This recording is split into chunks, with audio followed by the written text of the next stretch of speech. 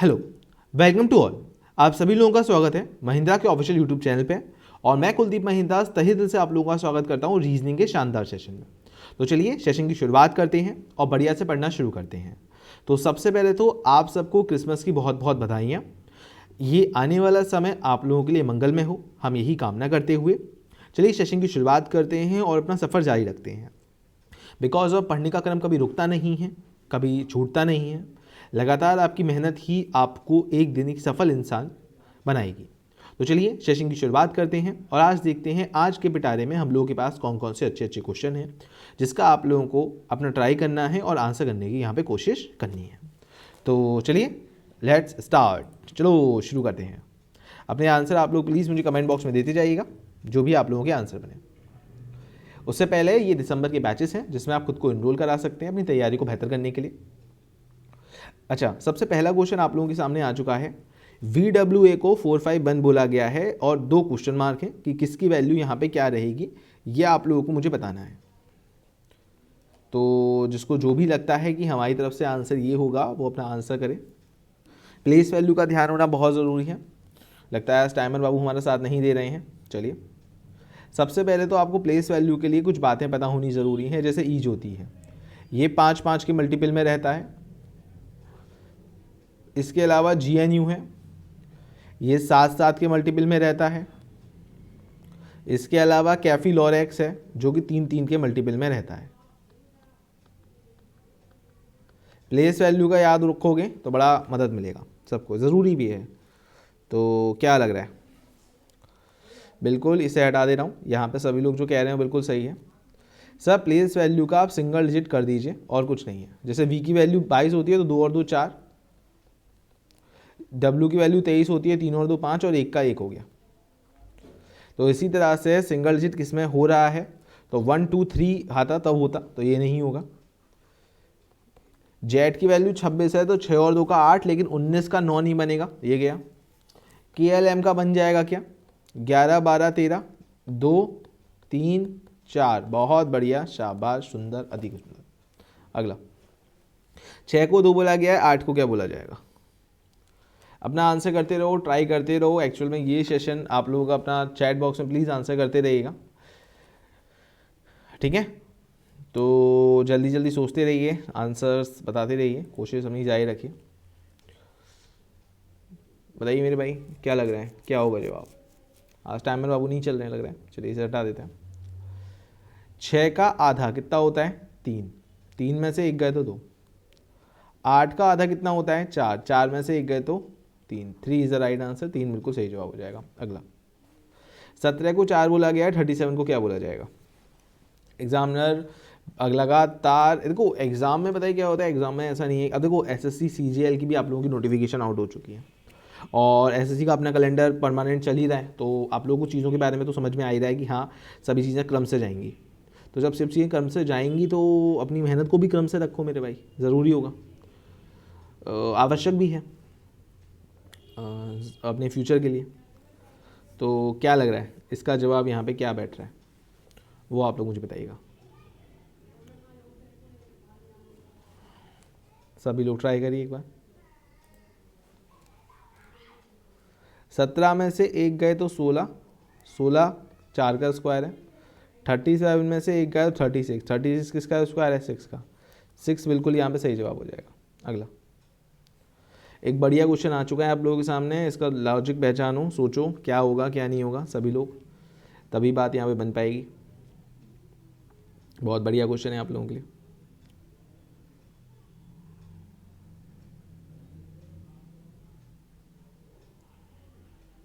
सोचिए, ऊपर केवल एक ही मेन वैल्यू है और देखो 20 सेकंड बाद हमारा टाइमर बाबू बड़ा अच्छा करते हैं। 20 सेकंड बाद टाइमर बाबू बोलते हैं हम गायब हो जा रहे हैं, तो ये बड़ी अच्छी चीज़ है आप लोगों के लिए, है ना? तो बताइए क्या होगा जवाब। देखिए था, इसमें +3 हुआ, यहाँ पे भी +3 हुआ, यहाँ पे भी 16 से 19 हो गया, 3 बढ़ गया, और 19 से 22 हो गया, 3 बढ़ गया। मैं पेन का कलर बदल दूँ। अब यहाँ पे 10 से 8 हो गया, 2 घट गया। यहाँ पे 8 से 6 हो गया, 2 घट गया। 6 से 4 हो गया, 2 घट गया। यहाँ पे भी 2 घटा दो, 2 इज द राइट आंसर। 2 बिल्कुल सही जवाब है। अगला, इसमें कितने ट्राइंगल्स दिख रहे हैं बताइएगा। 3 तो इसमें होंगे। तो फटाफट से पहले आंसर बताओ आप लोग ही। 22 है, 18 है, 17 है या 16 है? आपके हिसाब से जवाब क्या है? 22, 18, 17 या 16? देखो 20 सेकंड का टाइमर बाबू ख़त्म। तो देख लेते हैं। सबसे पहले तो यहाँ पे 3 होंगे, यहाँ पे भी कितने होंगे? 3। यहाँ पे भी कितने होंगे? 3। और यहाँ पे भी कितने होंगे? 3। 3 और 3 6 और 3 9 और 3 12, ये 13, ये 14। और 14 के बाद अगर मैं बात करूँ तो एक मेरे भाई ये बड़ा भाई भी 3 का बन जाएगा। तो 14 और 3 कितने हो गए? 17 हैं इस वक्त। 17 बिल्कुल यहाँ पे सही जवाब हो जाएगा। 3 3 के सूखे सूखे आप लोगों के देख रहे हैं और बाकी 2 और हैं। सॉरी, माफ़ करिएगा। गो को डबल ए लिखा गया है, नो को क्या लिखा जाएगा ये आपको बताना है।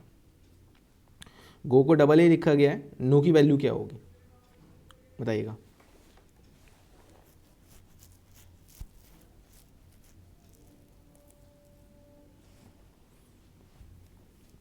यहाँ पे कई लोगों का जवाब यकीनन रूप से सही आ रहा होगा। और आप लोग देखो, आप लोग बस मेहनत करो यार, और कोई ऑप्शन नहीं है। बाकी ओम फट स्वाहा वगैरह कुछ नहीं होगा कि मैं बोलूँ तुक्का लगा दिया करना ए हमेशा सही होता है या बी हमेशा सही होता है, तो वो सब नहीं है। चलिए देखिए, ये वाला लॉजिक बड़ा नॉर्मल सा है। सर क्या है? 7 है, इसकी प्लेस वैल्यू 15 है, इसकी 1 है, इसकी 1 है। अच्छा सर, तो इसका लॉजिक क्या है वो फटाफट से सोच के बताना है। देखो, इसका आंसर हमेशा डबल ए ही आएगा। सर क्यों? जी का अपोजिट क्या होता है? टी। और 7 और 20 27, तो अपोजिट तो हमेशा 27 ही बनाते हैं, 27 नंबर पे ए आता है। ओ का अपोजिट क्या होता है? एल। यानी कि ओ की वैल्यू 15, एल की वैल्यू 12, मतलब कितना हुआ? 27। 27 पे ए ही आता है। तो सेम कंडीशन नो में लगेगी। एन का अपोजिट एम, 14 13 27, 27 मतलब ए। ओ का अपोजिट एल, 15 12 27, 27 बोले तो ए। तो हमेशा डबल ए ही सही जवाब होगा। इसका जवाब क्या होगा? 12 H 80, 16 G 207, 25 U question mark. बताइए।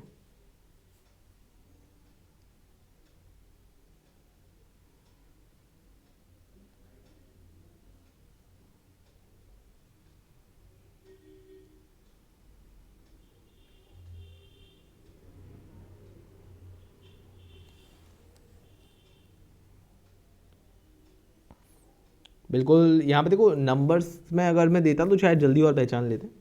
एच की वैल्यू कितनी होती है? 8। तो 12 का स्क्वायर 144, 8 का स्क्वायर 64, दोनों के स्क्वायरों के बीच का अंतर है।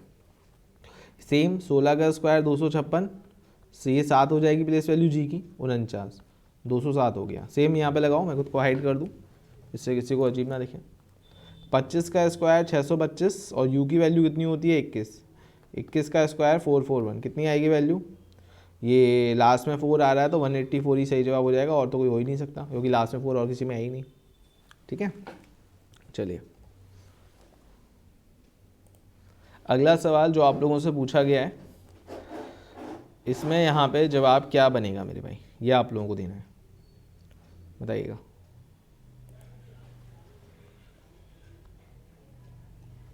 देखिए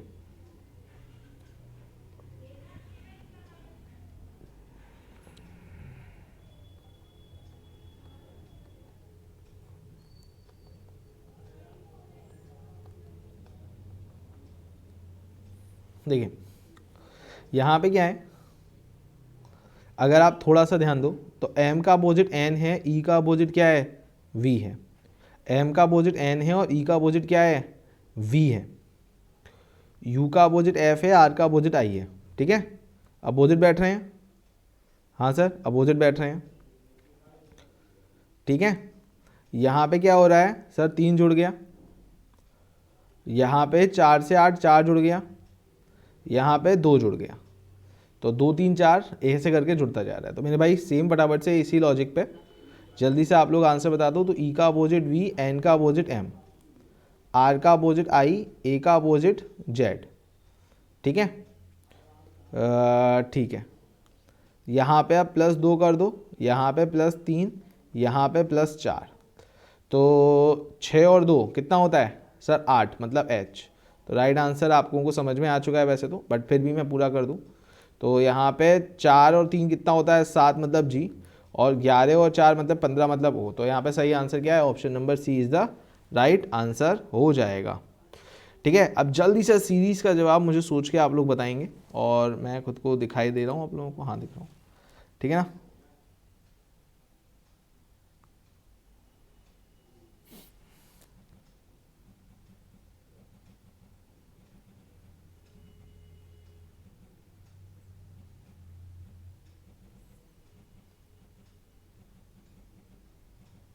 जल्दी से मुझे आंसर बता दो।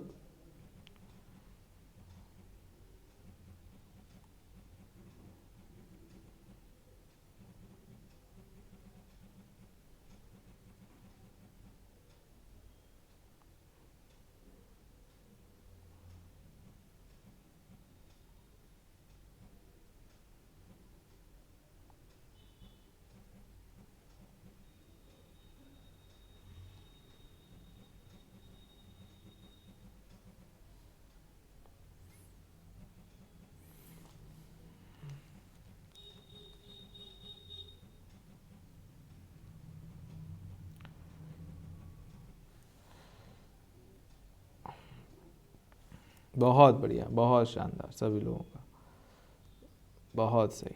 चलिए,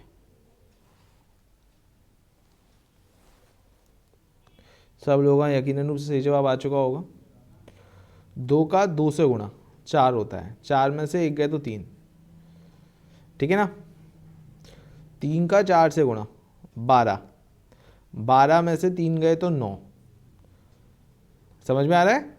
4 का 6 गुणा, 4 6 24 होगा, लेकिन सर ये तो उससे तो बनेगा नहीं। तो सर आप अगला वाला नंबर लीजिए ना, 4 क्यों लेंगे, 9 लीजिए, बिल्कुल सही सब लोग कह रहे हैं। 9 का 6 गुना 54, 54 में से 5 घटा दिए, 49 बन गया। अब मेरा क्या है, मुझे नहीं दिक्कत लगेगी। अब अगली बार 49 का कितना गुना होगा गुरुजी, 8 गुना होगा, और कितना घटेगा 7 घटेगा गुरुजी। तो 49 का 8 गुना कितना होगा, तो सर 50 का 8 गुना कर दो, वही जवाब हो जाएगा, उसमें से फिर 8 घटा देना, ठीक है। 400, 8 घटा दो 392 होगा, 392 में 7 माइनस करोगे 385, बिल्कुल सही जवाब हो जाएगा। बहुत बढ़िया, शाबाश। इसका जवाब यहाँ पे क्या होने वाला है ये मुझे बताइएगा।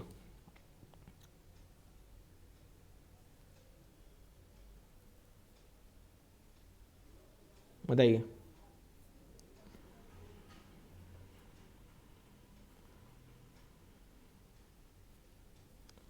यहाँ पे जवाब क्या होगा,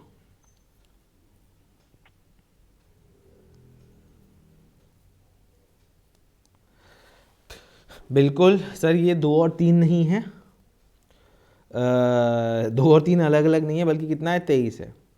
23 में 5 ऐड कर दोगे तो 28 बन जाएगा। ये 4 और 5 नहीं है, 45 है, 45 से 5 ऐड कर दोगे 50 हो जाएगा। ये 3 और 5 नहीं है, 35 है, 35 में 5 ऐड करके 40 एकदम राइट आंसर है, 40 बिल्कुल सही जवाब हो जाएगा।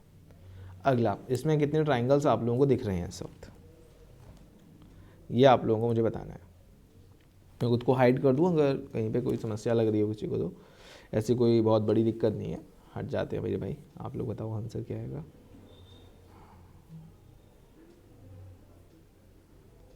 क्या जवाब आ रहा है बताओ।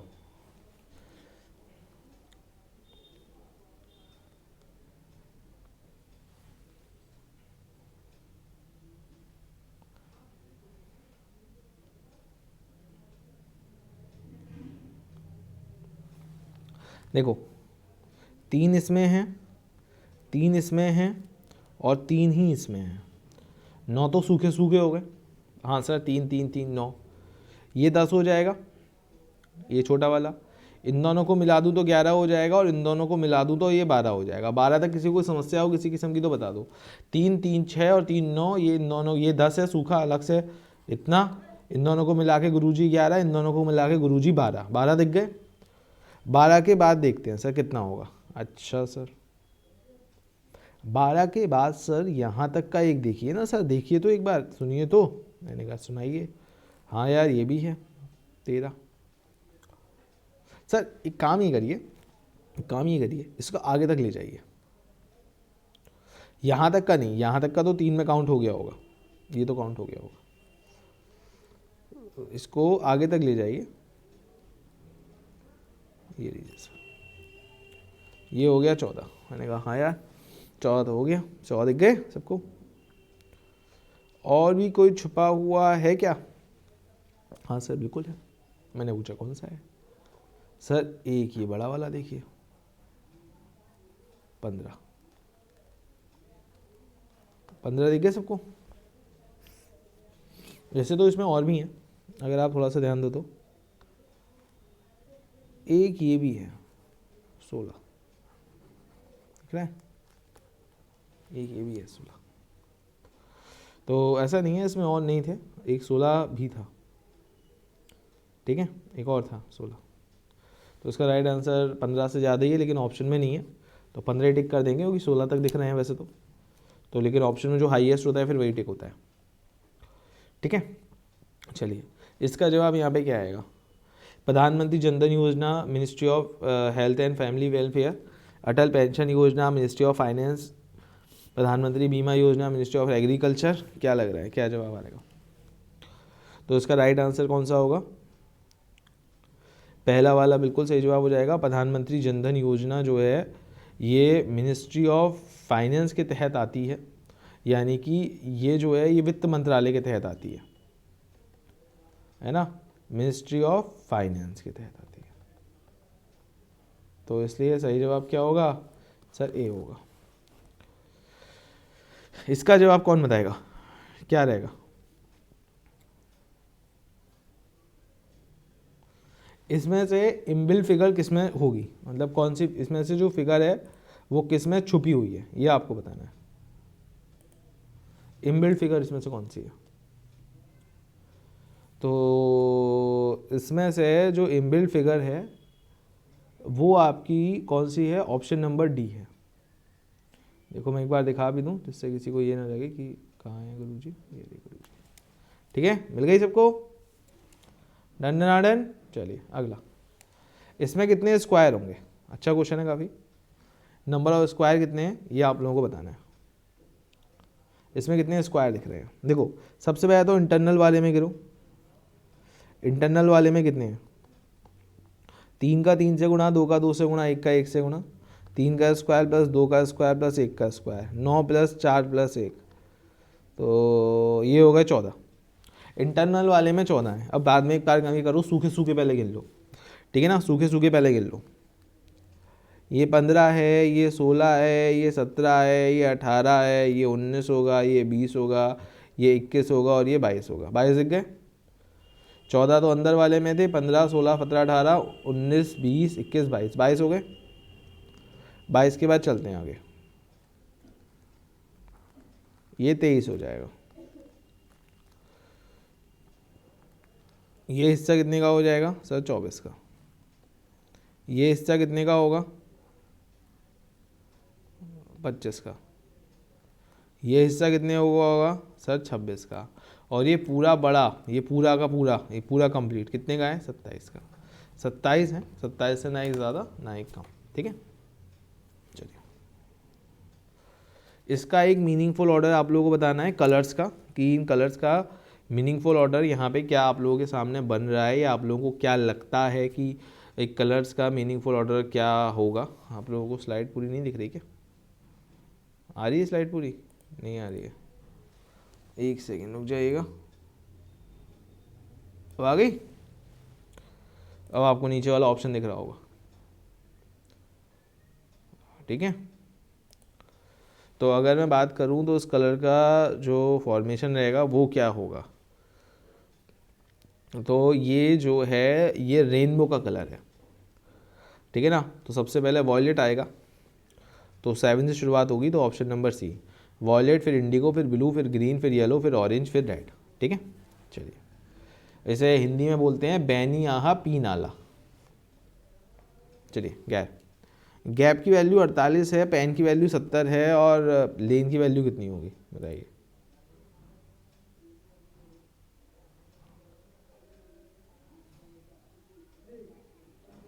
गैप की वैल्यू 48 है, पेन की वैल्यू 70 है, लेन की वैल्यू कितनी होगी?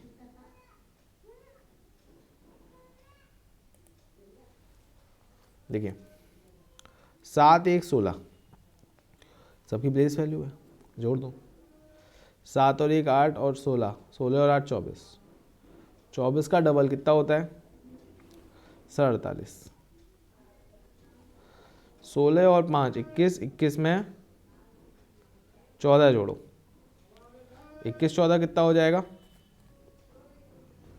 ठीक है, चलो 21 और 14 35, 35 का डबल कितना होता है? 70। 12 और 1 13, 13 और 14 27, 27 का दुगना 54, 54 एकदम राइट आंसर। मौसमी वैज्ञानिकों का कहना है कि बारिश की कमी फसल की विफलता का कारण है। The decrease in the rainfall is the cause of the crop failure. ये मौसमी वैज्ञानिकों का कहना है।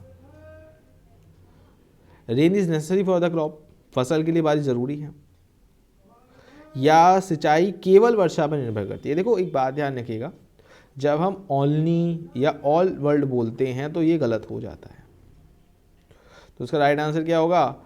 जो फसल के लिए है वो रेन नेसेसरी है, ये वाली बात सही है, लेकिन सिंचाई ही ज़रूरी है, ये गलत हो जाएगा। रोड की वैल्यू 23 है, लेन की कितनी होगी? ये आप लोगों को बताना है। यहाँ पे आप लोगों को सबसे पहले जो चीज़ अच्छे से याद होनी चाहिए वो चीज़ होती है किसी भी चीज़ की प्लेस वैल्यू। अगर आपको किसी भी चीज़ की प्लेस वैल्यू अच्छे से याद है तो आप आसानी से किसी भी क्वेश्चन को फ्रेम कर पाते हैं, अदरवाइज फिर नहीं कर पाते।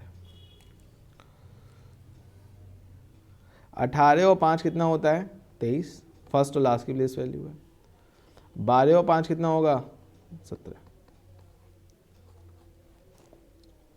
इसका जवाब क्या होगा?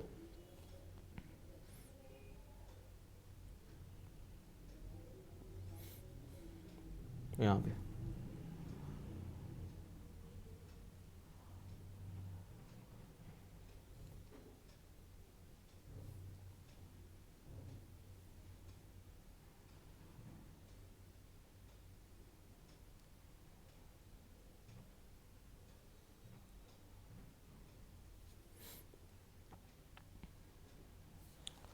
बहुत बढ़िया। 3 5, 5 और 3 8, 8 का दुगना 16, 4 और 1 5, 5 का दुगना 10, मतलब इन दोनों की वैल्यू को जोड़कर डबल कर दिया। 6 और 3 9, 9 का दुगना 18, 1 और 8 9, 9 का दुगना 18 आर। अगला 1872 का कैलेंडर किस साल रिपीट करेगा?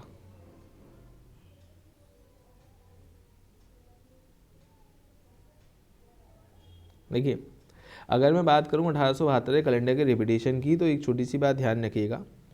देखो आप लोगों को अभी मैं ऐसे हटा रहा हूँ, मैं एक छोटी सी बात बता रहा हूँ। ये ट्रिक सबको पता है, लीप ईयर हर बार खुद को कब रिपीट करता है? सर 28 साल के बाद। लीप ईयर के 1 साल बाद वाला कैलेंडर कब रिपीट करता है? सर 6 साल के बाद।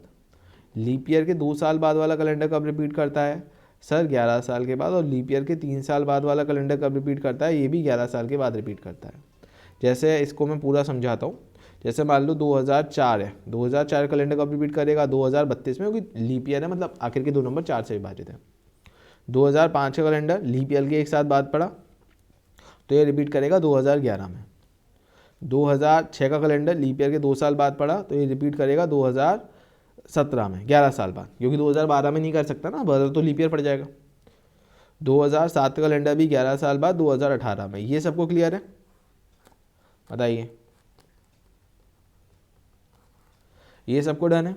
अब बात करते हैं 1872 कैलेंडर की। 1872 कैलेंडर खुद को 40 साल के बाद रिपीट करता है। देखो अगर आप इसमें 28 जोड़ोगे तो 1900 हो जाएगा, और 1900 के कारण कमी क्या आएगी? 1900 एक नॉन लीप ईयर है, क्योंकि आपको बताया ना सेंचुरी के केस में 400 से डिवाइड होता है। तो एक बात ध्यान रखिएगा, अगर कभी भी आपके सामने ऐसी स्थिति आ जाए कि leap year non leap year हो, तो वहाँ पे 28 की जगह क्या जोड़ोगे? 40। 1912 इज़ द राइट आंसर। ठीक है, इस बात को हमेशा आपको ध्यान रखना होगा, तो ये वाली चीज़ रहेगी। खैर, अगला सवाल इसी पृष्ठभूमि के साथ में आप लोगों के साथ अगला आता है। जी बी की मम्मी है, सी जी का बेटा है, डी भाई लगता है जे का, जे बी की बेटी है, तो ग्रैंड मदर कौन है जे की? अब ऑप्शन में सी एंड डी और नन ऑफ दिस तो है नहीं, तो who is the grandmother of J? J की ग्रैंड मदर कौन है, ये आपको बताना है।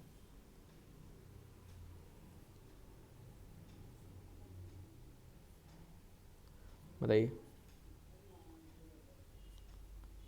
आराम से सोच समझ के सभी लोग, जल्दबाजी कोई नहीं करेगा। ब्लड रिलेशन का क्वेश्चन है, तो जल्दबाजी जैसी चीज़ करने का परिणाम सुखद नहीं होता। ठीक है,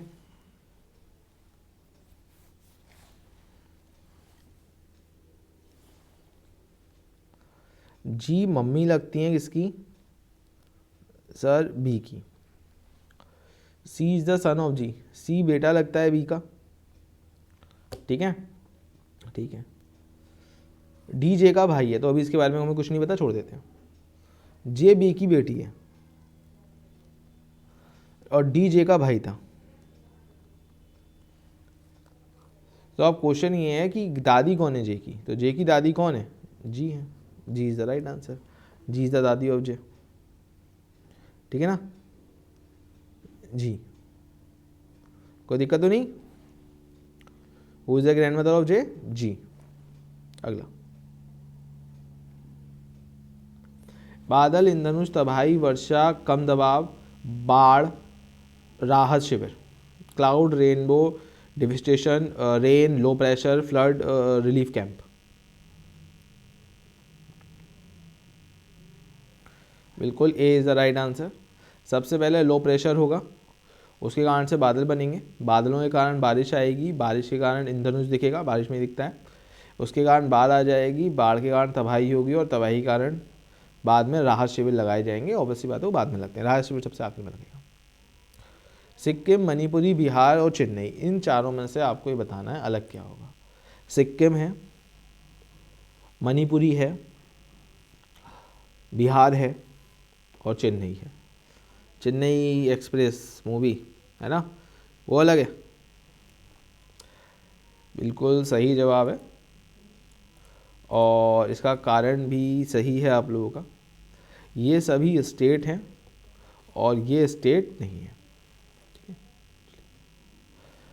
जो दिल की सर्जरी करते हैं या उसका जो वो होता है उसे कार्डियोलॉजी कहते हैं। लिवर वाले को क्या कहेंगे?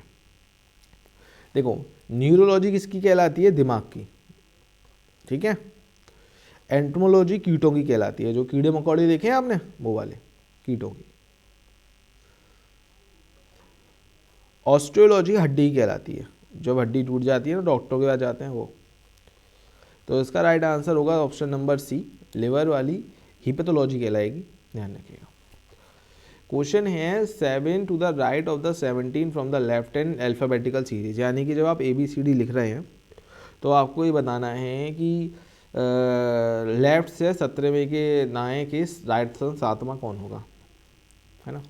एक छोटी सी बात ध्यान रखिएगा, लेफ्ट लेफ्ट माइनस होता है, राइट राइट माइनस होता है, लेफ्ट राइट जुड़ जाता है, राइट लेफ्ट जुड़ जाता है, अपोजिट ऐड होते हैं और सेम डिस्ट्रैक्ट होते हैं। मैं खुद को हाइड कर दूँ अगर मेरे कारण ना दिख रहा हो आप लोगों को, तो अब आई होप सो आप लोगों को प्रॉपर और बेहतर रूप से दिख रहा होगा। अपोजिट को क्या करना है? ऐड करना है, सेम को डिस्ट्रैक्ट करना है। मैं लिख दे रहा हूँ, same same distract, opposite should be added. Clear है? हाँ या ना? चलो, अब यहाँ पे क्या है? 7 to the left and 17 to the right, तो 17 में 7 जोड़ दो, कितना होगा? 24। तो यानी कि सही जवाब क्या होगा? ABCD जब आप लिखते हो तो यहाँ पे 24वां कौन होता है? सर सीधी सी बात है, आपको ये सब लिखने की कोई जरूरत नहीं है। 24वें नंबर पे क्या आता है? 24वें नंबर पे x आता है, प्लेस वैल्यू याद होगी तो काम चल जाएगा। x is the right answer. ठीक है, क्योंकि काउंट वहाँ से करते हैं जिसके साथ एंड लगा हुआ होता है, काउंट वहाँ से करते हैं जिसके साथ क्या लगा होता है, एंड लगा होता है। ठीक है, तो इसका जवाब बताइए क्या होगा।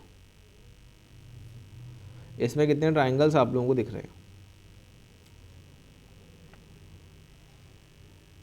जल्दी से बताइएगा सोच के, मैं उसको हाइड कर दूँ।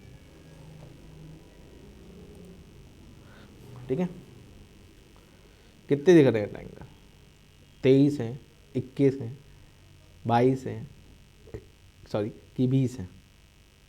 कितने ट्राइंगल लग रहे हैं, क्या है जवाब, बताइएगा सोच के। देखते हैं, चलिए फिर यहाँ पे कितने ट्राइंगल्स होंगे। सबसे पहले 1 2 3 4 5 6 7 8 9, सूखे सूखे गिन लो, 10 11 12 13 14 15 16 और 17 दिख गए। 17 के बाद इन दोनों को मिला दूँ तो 18, इन दोनों को मिला दूँ तो 19, इन दोनों को मिला दूँ तो 20, इन दोनों को मिला दूँ तो 21 तक दिख गए सबको, है ना। 16 17 18, इन दोनों को मिला के 19, इन दोनों को मिला के 20, इन दोनों को मिला के 21 के बाद यहाँ तक का हिस्सा गुरुजी 22 का हो जाएगा, और ये पूरा बड़ा वाला 23 का हो जाएगा। बिल्कुल सही आंसर आ रहा है, 23 एकदम सही जवाब हो जाएगा। 93 को 117 बोला गया है, 73 को क्या बोला जाएगा, 93 को क्या बोला गया है, 117। तो अब यहाँ पे ये जवाब आता है कि 73 को क्या बोला जाएगा, बताइए।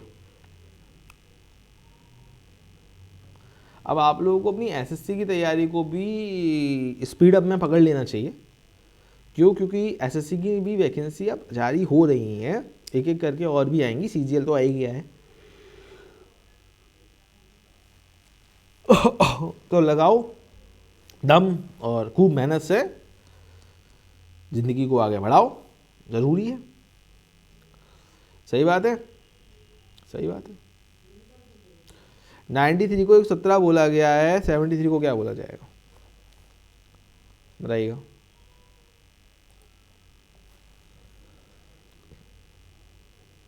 देखिए इधर लॉजिक है, 9 का स्क्वायर मैं 3 का स्क्वायर जोड़ दिया और 9 का 3 से गुणा कर दिया, 81 प्लस 9 90 और 27 जोड़ दिए तो 117 बन गया।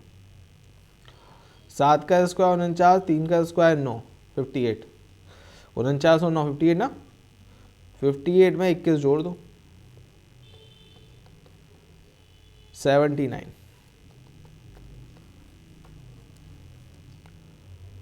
कब होंठ से रिलेटेड है, 25 से क्या, चोंच। ऐसे देखो चोंच तो नहीं आनी चाहिए, क्वेश्चन थोड़ा गलत है यहाँ पे।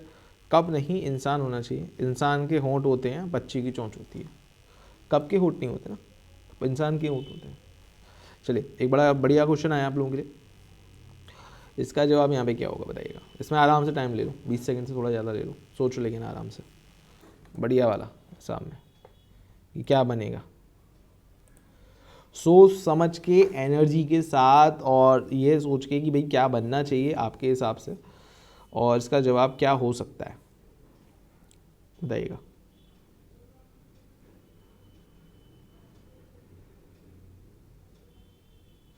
क्या लग रहा है,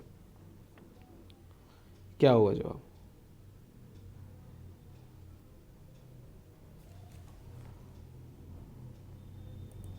इधर देखिएगा। कितना जुड़ा, 1 से 4 में 3, 4 से 6 10 बनाने के लिए 6,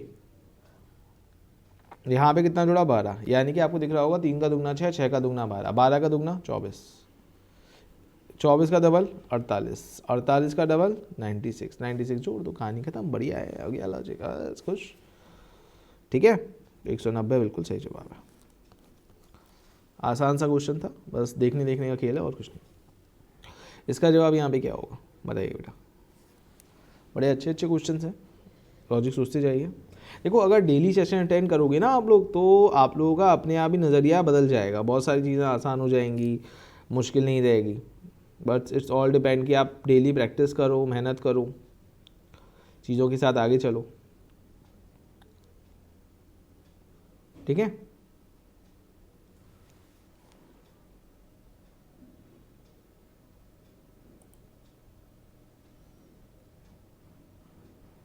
इधर देखिए। अच्छा देखिए, ये कैसा है, ये घड़ी के जैसा है। अच्छा, जैसे ए के बाद पी आएगा, पी के बाद ऐसे करके घड़ी घूमती है, हाँ है ना, ऐसे फिर ऐसे फिर ऐसे। अब की बार घड़ी अगले भाग में जा रही है, ए के बाद इसके बाद क्या आना चाहिए, सी, इसी हिस्से में आना चाहिए, बताइए। ए के बाद इस हिस्से में सी, फिर सी के बाद नीचे की तरफ चलें तो ई, दो बढ़ रहा है, हाँ सर, और ई के बाद इधर की तरफ चलें तो जी हो जाएगा। सही है, घड़ी चल रही है। जैसे पी के बाद अगर मैं पी को ऐसे करके बना रहा हूँ, तो पी अगर मेरा इधर की तरफ बना हुआ है तो अगला हिस्सा कहाँ आएगा, इधर आएगा, आर आ रहा है, देखिए आ रहा है, समझ में आ रहा है। ऐसे बॉक्स से बना दूँ, इससे अलग अलग दिखे। आर के बाद इधर की तरफ जाएंगे तो टी आएगा, और टी के बाद जब इधर की तरफ जाएंगे तो फिर वी आ जाएगा। सही है, समझ में आ गया। तो इसी तरह से एच के बाद क्या आएगा, इधर की तरफ जे, 10 के बाद फिर 12, दो जोड़ दिया, जे के बाद एल, और एल के बाद अब नीचे की तरफ क्या आएगा, एन। एन बिल्कुल यहाँ पे सही जवाब हो जाएगा, एन फॉर नोज। इसका जवाब यहाँ पे क्या है बताइएगा। यहाँ पे इसका जवाब क्या होगा,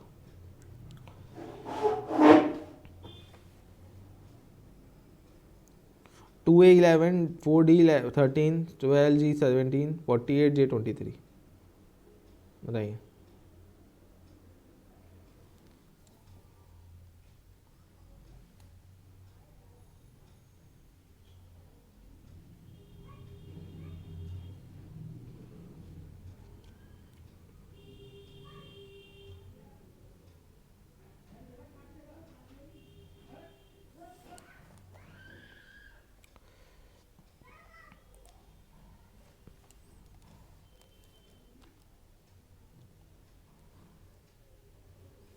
इधर देखिए,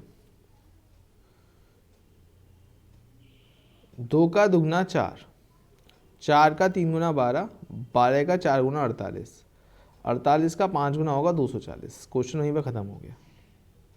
ठीक है ना। यहाँ पे अगर आप देखो तो प्राइम नंबर है, 17 से 23 नहीं, प्राइम नंबर नहीं है, ना फिर 19 हो जाता। 2 जोड़ा है, 4 जोड़ा है, 6 जोड़ा है। अगली बार कितना जोड़ोगे सर, 8 जोड़ेंगे, 31 आएगा, आ रहा है 31। ए से डी हो गया, 3 जोड़ दिया, डी से जी हो गया, 4 जोड़ दिया, नहीं हाँ 4 और 3 7 होता है ना, 3 जोड़ा है, 4 और 3 नहीं, 3 ही 3 जोड़ा है यार। ए से डी 3 जोड़ा है, डी से जी 7 3 जोड़ा है, 7 से जी जे 3 जोड़ा है, जे में 3 जोड़ दो मतलब एम हो जाएगा। तो पूरा का पूरा लॉजिक बैठ गया। इन सब में +3 है, यहाँ पे 2 3 4 8 था। ठीक है, कॉन्ट्रैक्ट के पहले, दूसरे, पांचवें और छठे अक्षरों से कौन शब्द बनाना है, तो उसके मिड का लेटर ज्ञात करना है। देखिए, इसका पहला, दूसरा, चौथा, पांचवा और छठा, COTRA। तो इससे एक वर्ड बनाना है, उसका मिड का लेटर बताना है। तो मिड का लेटर देखो, एम तो हो नहीं सकता, ऑप्शन में नहीं है, वाई भी नहीं हो सकता, वाई भी नहीं है, एच भी नहीं हो सकता, एच भी नहीं है। तो सही जवाब क्या होगा, टी होगा। आप डायरेक्ट बोल सकते हो, क्योंकि बाकी तो ऑप्शन में ही नहीं है ना। तो इससे क्या बनेगा, एक्टर बनेगा, मिड का लेटर क्या होगा, टी होगा, टी। डायरेक्ट आप बोल सकते हो कि बाकी तो ऑप्शन में ही नहीं है, बाकी तो सूखे सूखे गलत हो गए सीधे ही। क्योंकि अगर मैं कोई भी वर्ड बना रहा हूँ तो मिड के लेटर में, अब मुझे कॉन्ट्रैक्ट का पहला, दूसरा, चौथा, पांचवा और छठा वर्ड लेना है, यानी कि COTRA में से। अब वो उसमें वाई, एम और एस तो है ही नहीं ना, तो अब डायरेक्ट एलिमिनेट कर दो। मतलब अगर मान लो आपको स्पेलिंग नहीं भी बनी तो अभी ये क्वेश्चन ज़रूर बन जाएगा सर। ठीक है, चलिए, ये एक डाइस का छोटा सा क्वेश्चन है आप लोगों के लिए। इसका जवाब यहाँ पे क्या होगा, देखिए, जब कोई दो पासों में सेम नंबर कॉमन आता है, तो जब भी दोनों पासों में सेम नंबर कॉमन हो तो उसके अपोजिट में वही आता है जो दिखाई नहीं दे रहा। तो क्या दिखाई नहीं दे रहा? बी तो दिख रहा है सर, अपोजिट में तो आ नहीं सकता ए के। सी भी दिख रहा है सर, वो भी नहीं आ सकता। ई भी दिख रहा है सर, वो भी नहीं आ सकता। तो क्या आएगा? डी ही बिल्कुल सही जवाब हो जाएगा। ठीक है ना। चलिए अब बढ़ते हैं अपने अगले क्वेश्चन की ओर, जो कि है पक्षी वैज्ञानिक पक्षियों का अध्ययन करते हैं, पुरातत्व वैज्ञानिक किसका अध्ययन करेंगे? तो इसका राइट आंसर होगा पुरातत्व का। किसका अध्ययन करेंगे? पुरातत्व का। तो आज की सेशन को यहीं पे एंड करते हैं। कोई भी क्वेश्चन होमवर्क का आज नहीं रखते। ये सेशन आप लोगों की बढ़िया से तैयारी के लिए रहेगा। एक बार सेशन को सभी लोग लाइक कर दीजिएगा। और दूसरी बात, आप लोगों के लिए क्लास का डेली टाइम शाम को 7:30 बजे है, तो जुड़ना मत भूलिए। अपनी डेली प्रैक्टिस करिए, मेहनत रखिए और अच्छे से अपने जीवन में सफल होने की लिए ट्राई करते रहिए।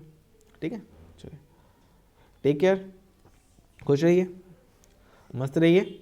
और आप सब लोगों को अगेन क्रिसमस की बहुत बहुत बधाइयाँ।